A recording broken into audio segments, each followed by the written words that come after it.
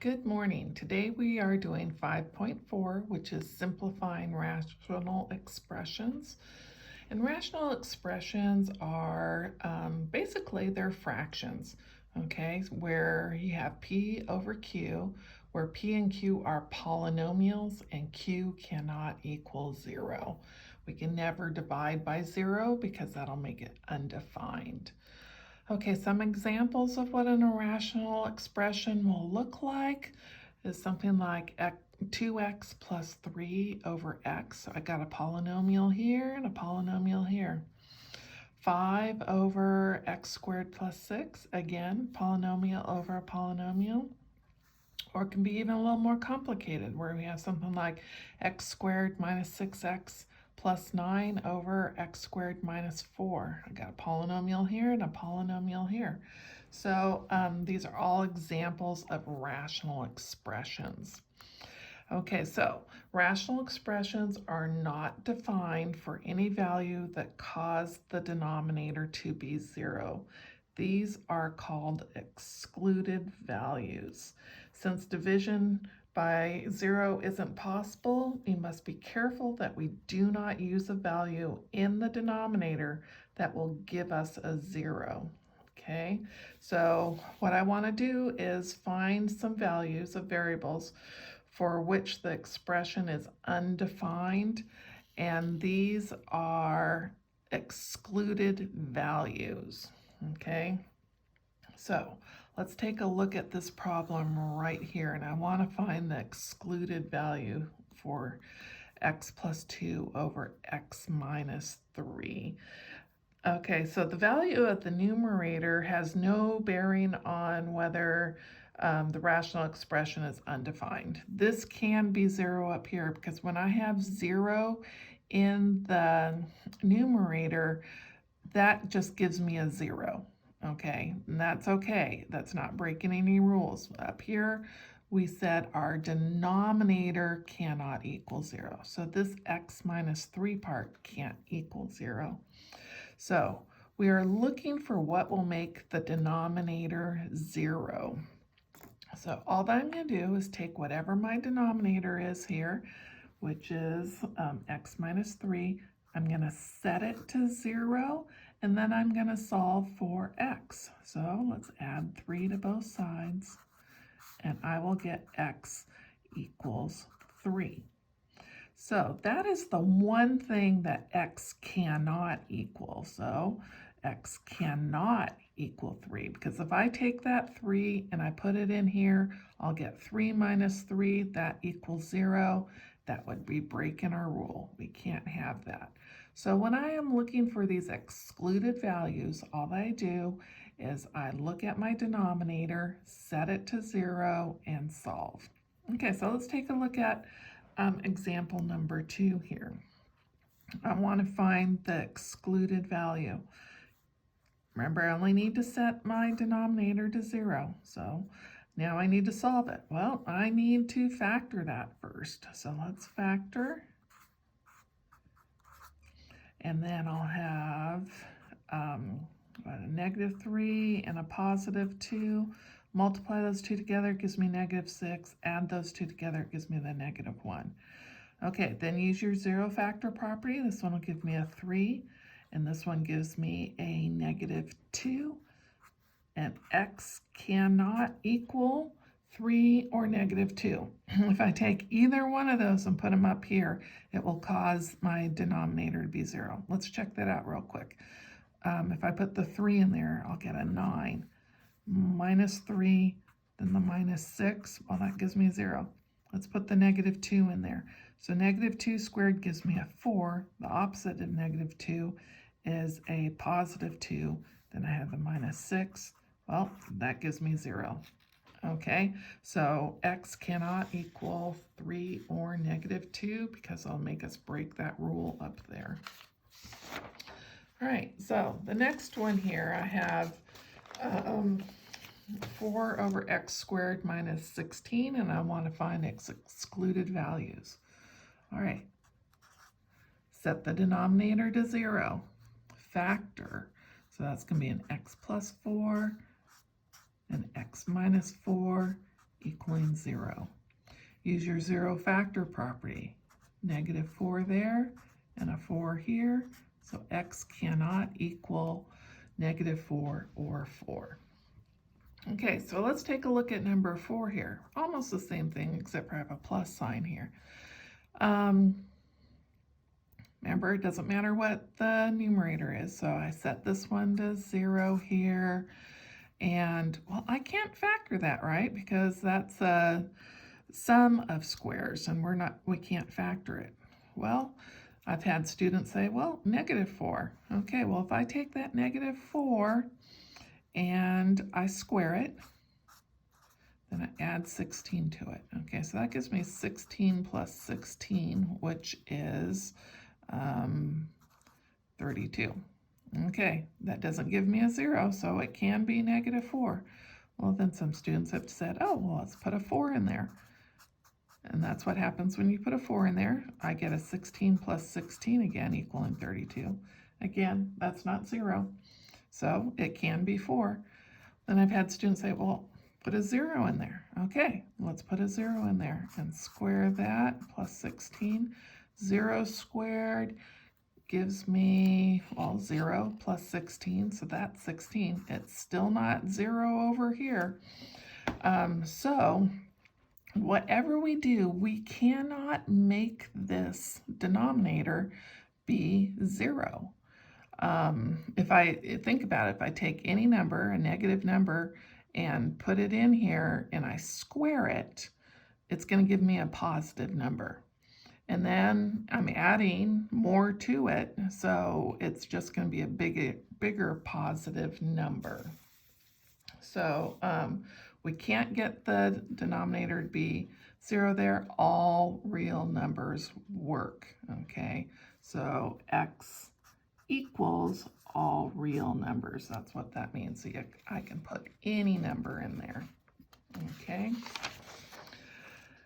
All right, the next thing we're going to work on is simplifying rational expressions. And when we simplify, that means reduce.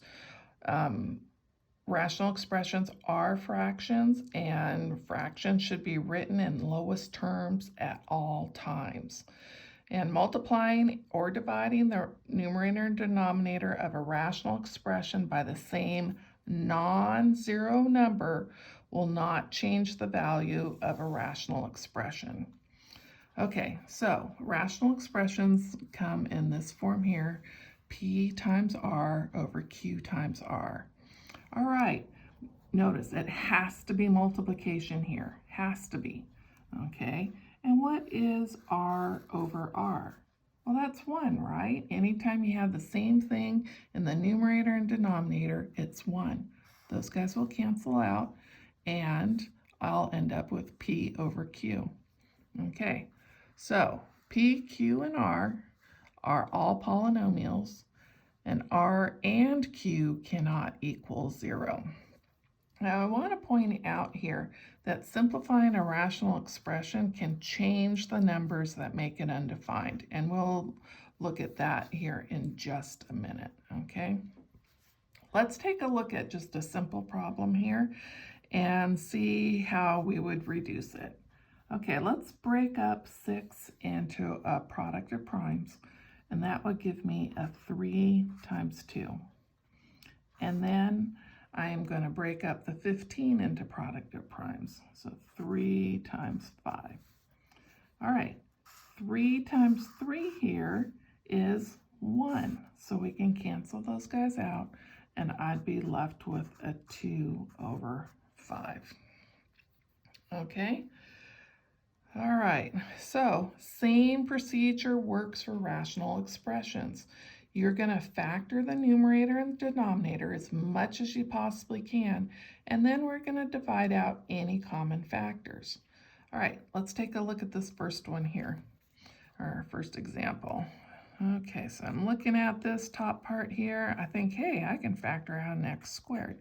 So factoring out an x squared, and then I'm left with an x plus 1. Then down here, I have an x plus 1.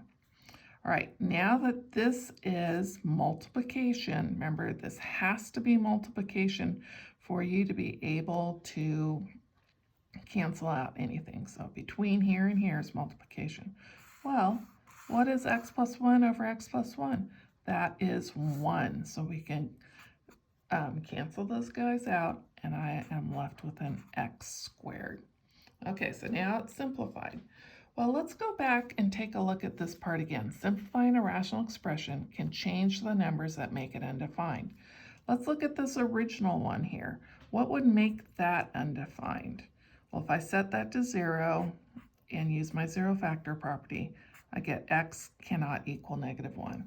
Okay, so if I put -1 in there, that's going to cause it to be 0.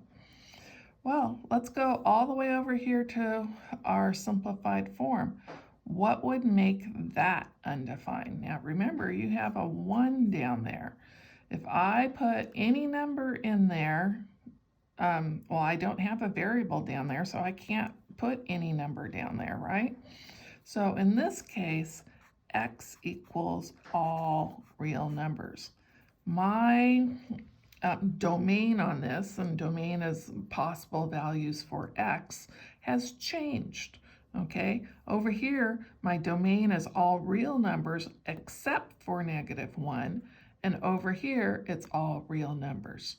Okay, so we always go with the most restrictive, which is the one that we start with. So when you are looking for your domain or excluded values, you always look at your original equation, okay, or expression in this case.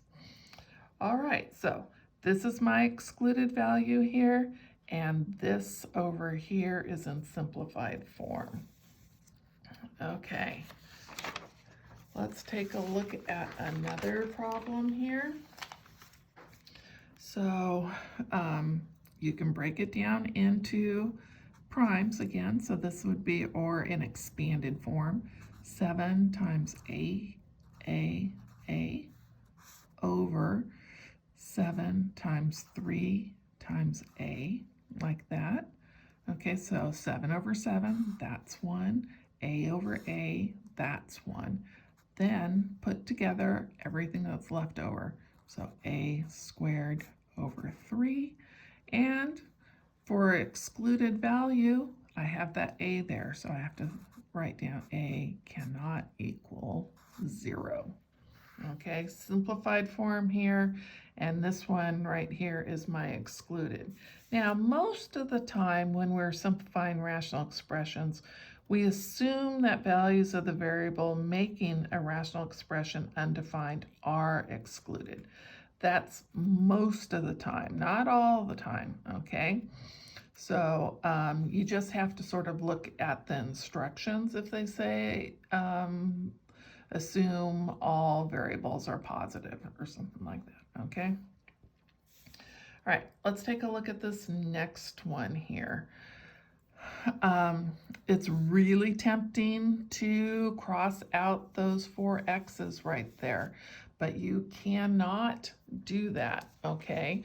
You cannot cancel when you have addition or subtraction. Remember, it has to be multiplication. Let me see here, I wrote down something I liked here. You can't simplify across addition or subtraction, okay? So we need to change this into multiplication first. And lucky thing, we know how to factor, so we can change an addition or multiplication into, addition or subtraction into a multiplication problem. Okay, so up here, I can factor out a 4, and I'll be left with an x minus 5. Then down here, again, I can factor out a 4, and I'll be left with an x minus 3. All right, 4 over 4 equals 1, so we can factor those out, or cancel those out, and I'll be left with x minus 5 over x minus 3. Now, if you are tempted to cancel out those x's, don't do it. Remember that you can't simplify across addition, okay? It has to be multiplication. So this is our answer in simplified form. And this right here is a good place to figure out what is our excluded value. In this case, x cannot equal 3. All right, this next one here is a little bit longer. We're going to have to do a little bit of cleaning up first. All right, so up here I can factor out a 2x right off the bat. So a 2x, I'll be left with an x squared plus x minus 12 there. And down here, I can factor out an x. And I'll be left with an x squared plus 2x minus 8. Okay. Well, I need to check those guys there. This one here, I'm thinking x plus 4, x minus 3. So I'll get a 2x times x plus 4, x minus 3. Multiply those together, gives me negative 12. Add those together, it gives me the positive 1. Okay, so we're good there. So factor as much as you possibly can. This one down here, I have an x. Factors a negative 8, that'll give me a positive 2. I'm thinking x plus 4 and x minus 2. Okay, so if I multiply them together, it gives me the negative 8. If I add them together, it gives me that positive 2. All right, so everything is factored. This spot right here, great place to look for those excluded values now that everything is factored out. So x cannot equal, this one here is going to give me a 0. This one here gives me a negative 4, and this one here a 2. So x can be anything but 0, negative 4, and 2. All right, so those are my excluded values. Now I'm going to go up here and look at this. And I always think it actually is really nice to change colors when you start cross-canceling. It lets you know what's left over a little quicker. Okay, so x over x will cancel out. And then I got the x plus 4s will cancel out. And then go straight across. Okay, so don't do these guys here. Remember, that is something different. So I got a 2 up top and an x minus 3 over, and then down here I have an x minus 2. If you're tempted to do those 2's, put that in a parenthesis and it'll look a little different. All right, and there you go. Okay, this last one down here, let's see here. Okay, factor as much as possible. X minus 5. This one here, difference of squares, so x plus 5, x minus 5. This is an awesome place right here to figure out your excluded values. So x can't equal that. Oops, can't equal. That one's going to give me a negative 5, and that one's going to give me a 5. All right. Now, let's cancel. Okay, x minus 5's will cancel out. And I am left with a 1 over x plus 5. You need that 1. You can always factor a 1 out of something. So if I had this like this, I factored a 1 out of those guys. I had that 1 left over. I've had some students say, well, is it like a placeholder? Yeah, you need that 1 up there. Okay, so whatever it takes you to put that 1 up there, you do it. I've had students that will do beautiful work on a problem and they get, you know, their answer of 1/2, and then over on the answer sheet or whatever, they'll say the answer is 2. Well, 1/2 and 2 are not the same thing, okay? Do you want half your pay or 2 times your pay? They are different, all right? So keep that in mind. You need that 1 there. This is not, the answer to that would not be x plus 5. All right, I watched the videos on these. The guy did a pretty good job. So if you want some more practice, feel free to watch those over in the My Open Math 5.4 area. Thanks. Bye.